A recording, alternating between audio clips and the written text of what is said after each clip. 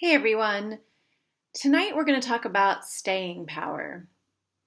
So I've been thinking a lot about how this crisis is comparing to other disasters and things that happen at this kind of grand scale. And a lot of wisdom teachers are all talking about this right now too. And that is that in most, like a tornado or a hurricane, the crisis happens. There is a rush of all of the fear and panic and um, uh, the disaster. It happens. And there's a crash, and there's devastation. And then, relatively soon after, there can be a rebuilding. And in that rebuilding, people can flock from all over the place to help each other. Well, as we know, this is a little bit different because, first of all, it's happening everywhere, and everyone is doing the best we can to help each other. But it's a little bit harder to sort of take all of our forces and send them to one area when they're needed everywhere. And that's true inside our world as much as it is inside your households right now, too, I bet. It's also different because there's no end in sight right now. So we're making all these predictions and we're all making commentary after commentary on when's it going to end and how long and all of these things when we really don't know.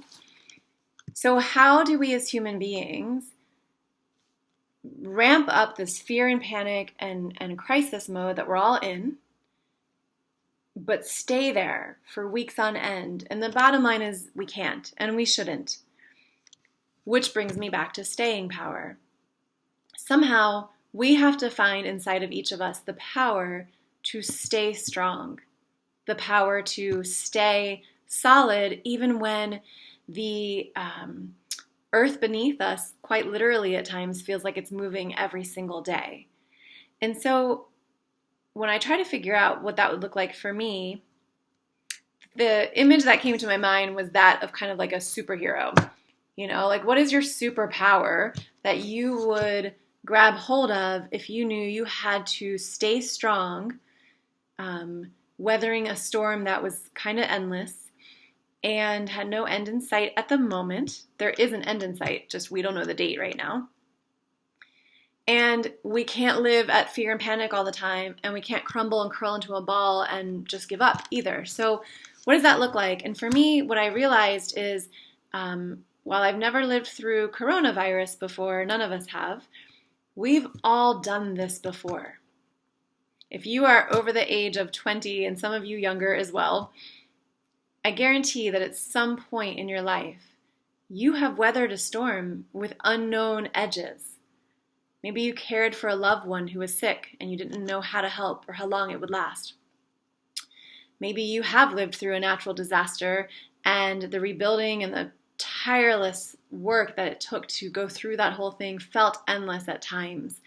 There are people right now incarcerated with unknown endings to their years that they're serving. There are people who are living with illness that don't know how it's going to end. And so whether it's been your own body and your own life or somebody that you know and love and cared for, we've all weathered storms before.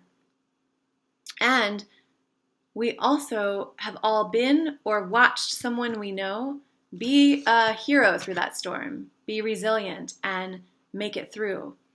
In fact, we praise people all the time for that. My, how strong you are, how brave you are, how much you've, I couldn't do this if, day after day. And here we sit, all of us, doing it day after day. So for today, I just want to acknowledge that together, and I just want to remind you that you too have your superpower. In fact, if you had to answer right now inside yourself, what is something you've lived through that you've lived through? You've gotten through. Or someone you watched go through something and they have gotten through. Inside of that circumstance, that experience, are the keys to how you will get through this. Some of those include leaning on people, expressing your emotions, learning how to cry and get back up again, learning how to have fear and lean into it, learning when it's okay to take the load off and rest, learning how to not follow the news every second and not get caught up in the commentary and the discussions and the anger and the negativity and the toxic energy that surrounds. Learning how to have barriers that you provide around yourself and your family that bring you health. So my friends, we have a lot of tools to weather this storm.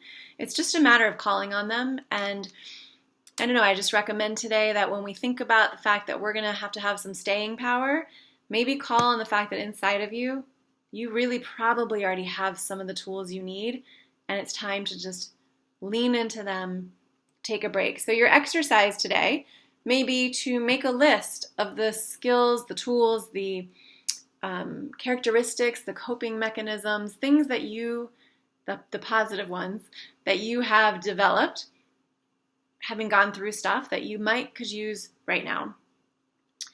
Another exercise might be to think about somebody that you know or admire, that you know has gone through something. And that could even be a fictional character, a movie character, a book character. Just somebody that you have seen be incredibly resilient. And write down what those characteristics are that they have. And I'll leave you with this.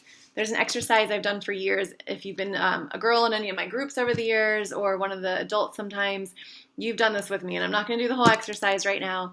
But the exercise is all about the notion that we can only see in others what lives inside ourselves. So if you make that list, and there's a lot of traits on it, and you look at it, and then you say, oh, but I don't have any of those. I admire them in that person, but I could never be strong. I would have crumbled in that situation.